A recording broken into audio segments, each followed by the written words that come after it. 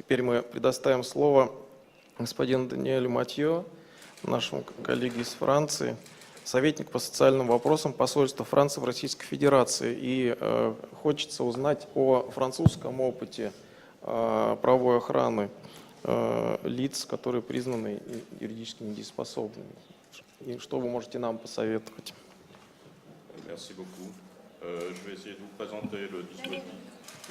de vous présenter le dispositif français. Должен быть английский язык. К сожалению, здесь нет французских переводчиков. Нету французских переводчиков. Скажите, пожалуйста. Возможно, ответить на вопросы, которые в России себе задают мои коллеги. Alors, la première chose à dire, c'est qu'en France, le problème de la protection juridique ou la question de la tutelle concerne très majoritairement des personnes adultes et que pour les enfants, finalement, nous nous organisons dans la plupart des cas autrement. Во-первых, хотел бы отметить, что вопрос правовой охраны, и в частности опеки, во Франции касаются в основном совершеннолетних граждан. С детьми мы поступаем немножко иначе. Alors, bien entendu, on a des situations d'orphelins, par exemple, ou on a des situations où l'autorité parentale est retirée aux enfants. On a aussi des situations d'enfants que nous appelons la pupille de l'État, mais notre système fonctionne pour qu'il soit le plus rapidement possible dans une famille. Что касается детей, конечно, есть лишение родительских прав, есть дети-сироты, есть дети на попечении государства, но основное правило, мы стараемся как можно быстрее найти для них семью. Donc pour un enfant qui est orphelin, c'est trouver une famille d'adoption, ou alors trouver une solution aussi où l'autorité est assurée par une autre personne de la famille. То есть, если это ребенок, то это, как правило, помещение в семью, либо это передача его другому родственнику, не родителю. Et dans les situations que nous appelons celles de l'enfance en danger, où les parents peuvent faire des mauvais traitements à leur enfant, nous essayons aussi de trouver la solution dans la famille.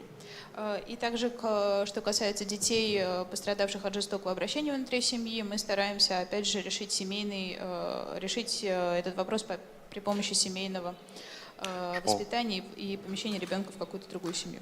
Je prends l'exemple de parents qui, par exemple, refuseraient de donner des soins indispensables à leur enfant. Например, родитель, который не дает лечение необходимое своему ребенку. Daniel, on a 6 minutes.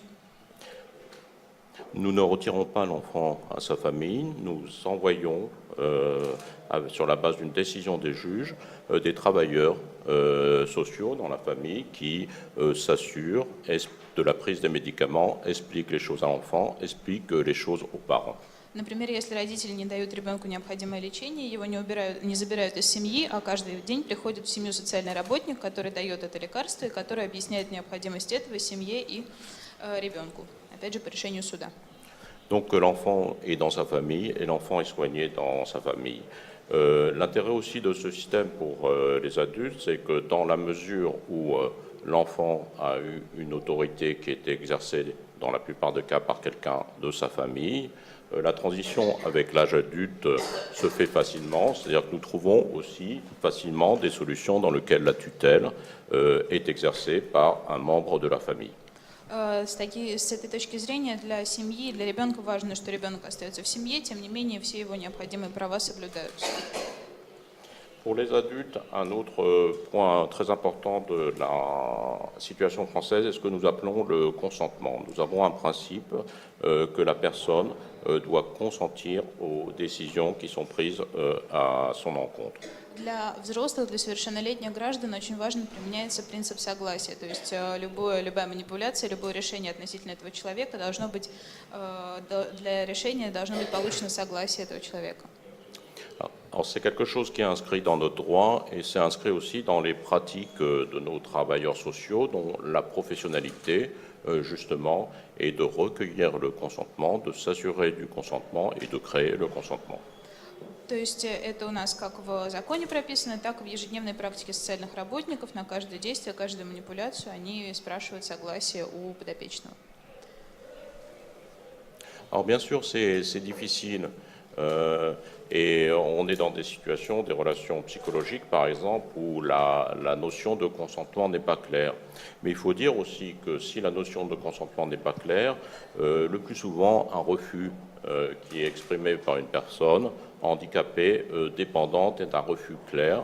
Et si la personne oppose un refus, c'est notre travail, justement, que d'arrêter et de recueillir son consentement sur ce qui lui a été proposé ou sur autre chose qui lui convient mieux. Иногда не совсем понятно, что делать с этим согласием. Иногда человек явно выражает свой отказ. Это может быть пожилой человек, лишенный недееспособности, или человек с инвалидностью. Но если отказ явно выражен, то значит нужно искать какие-то другие решения. Une dernière particularité de ce principe de consentement, c'est qu'il s'applique non seulement aux travailleurs sociaux, aux établissements d'accueil, mais il s'applique aussi aux autres autorités, et en particulier aux autorités judiciaires qui interviennent. Очень важно, что принцип согласия применяется не только социальными работниками или учреждениями, где человек проживает, работает и так далее, но и любым юридическим органам. Je passe à des choses plus simples pour vous dire quelles sont les principales formes de protection des majeurs en France. Nous avons des mesures d'urgence que nous appelons la sauvegarde de justice. Nous avons une mesure d'accompagnement simple que nous appelons la curatelle. Et nous avons une mesure plus contraignante qui s'appelle la tutelle. Сейчас более простые вещи. Какие типы правовой охраны взрослых существуют во Франции? Это патронаж, такая временная форма правовой охраны, так скажем, в срочном порядке назначаемая. Более легкая форма попечительства и более усиленная форма – это опека. Alors la curatelle, il faut comprendre ça comme une situation où le curateur ne décide pas à la place de la personne, mais est en permanence en situation de lui expliquer et de lui donner des conseils, en particulier pour les actes importants de sa vie. В случае попечительства попечитель не принимает решения за человека, но его роль в том, чтобы объяснить, что происходит, и дать совет. Mais le curateur n'a pas la possibilité de se substituer à la personne protégée. То есть он не может заменить собой этого человека в принятии решений.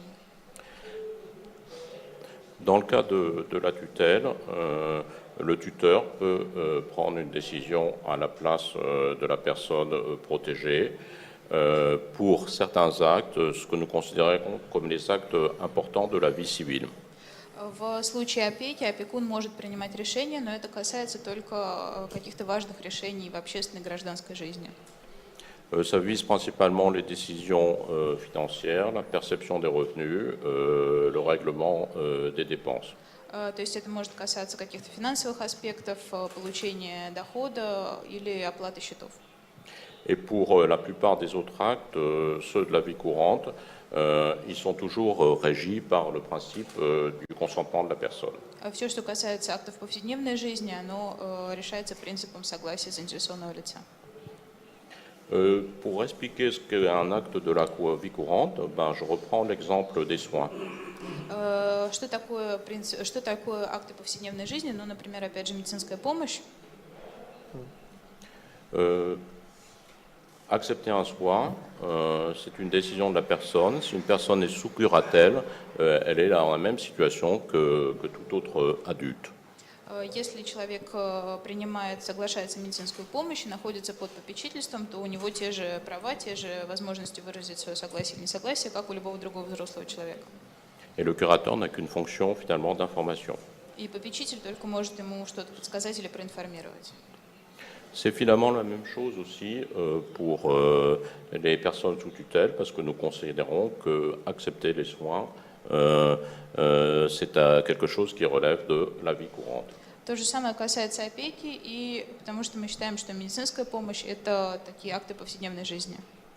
Il y a une exception, c'est si le refus de soins met en danger de façon grave, de façon éminente la vie de la personne, alors le tuteur a la possibilité de se substituer à la personne elle-même et de décider de l'administration des soins.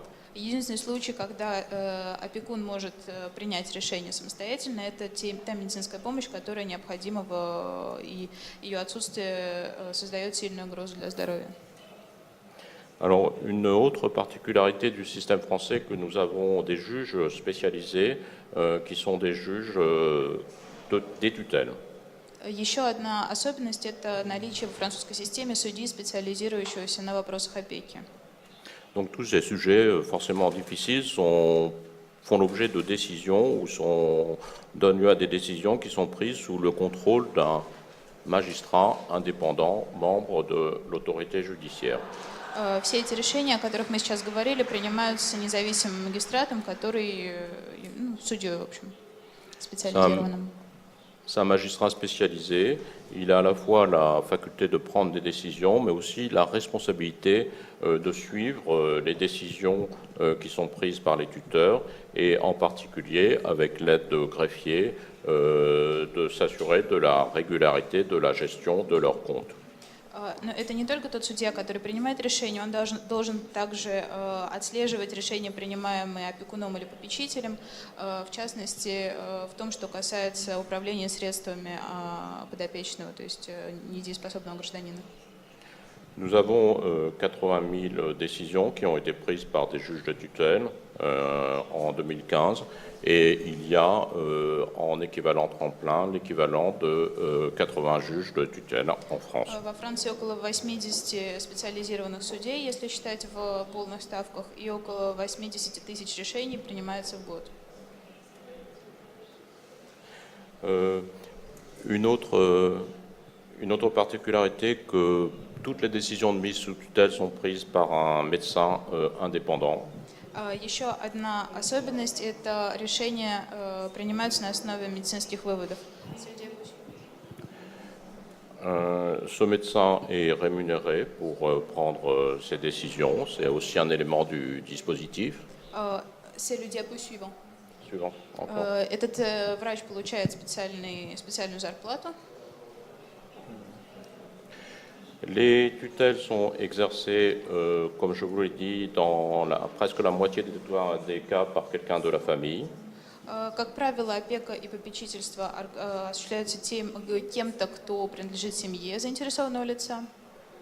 Et dans presque l'autre moitié des cas, parce que nous appelons des mandataires judiciaires à la protection des majeurs. Однако в половине случаев это судебные уполномоченные по правовой охране совершеннолетних. C'est le dernier point que je voudrais développer, qui sont ces mandataires. Le plus souvent, ce sont des associations qui ont été créées par des parents, par exemple, des associations de parents handicapés. И вот этот последний пункт я хотела бы немножко подробнее осветить. Как правило, эти судебные полномоченные – это некоммерческие организации, ассоциации, созданные часто родителями детей с инвалидностью. Elles ont recruté des professionnels pour assurer la tutelle. Elles suivent leur activité qui, de toute façon, s'exerce dans le cadre légal. Они набирают себе профессионалов, которые ежедневно занимаются делами, связанными с опекой и попечительством. Ces associations, donc des organisations non gouvernementales, ont leurs outils d'animation et en particulier ont pour la plupart élaboré des chartes de qualité qui s'appliquent donc à ces actes de tutelle. И большинство НКО или ассоциаций создают свои документы внутренние, хартии, которые касаются лучших практик осуществления опеки и попечительства в рамках этой организации. Ce système a un coût et le coût en fait est partagé entre les pouvoirs publics et quand elles ont des ressources suffisantes, les personnes qui sont mises sous tutelle. Естественно, эта система не бесплатная, у нее есть какая-то стоимость, и эта стоимость софинансируется государством, и если у заинтересованного лица, находящегося под опекой, есть доход, то этим лицом. C'est une activité lourde, hein. Vous avez les chiffres, 260 services mandataires, plus de 300 000 mesures de protection qui sont prises, 12 000 professionnels qui travaillent dans ce secteur, donc une activité sociale tout à fait significative. И чтобы вы видели масштаб, существует во Франции 260 таких служб, предписано 330 тысяч мер, и 12 тысяч специалистов исполняют эти меры. Pour terminer, quelques chiffres, c'est vraiment la fin. Nous avons 700 000 majeurs qui sont sous tutelle en France. C'est très majoritairement des personnes âgées. 40% d'entre elles sont en établissement, les autres donc sont chez elles ou dans leur famille. И самый последний слайд со статистикой. Около 700 тысяч совершеннолетних под правовой охраной. Из них абсолютное большинство – это пожилые люди. И 40% всего проживают в учреждениях. Остальные, соответственно, проживают дома. Voilà, je vous remercie de votre Спасибо. attention.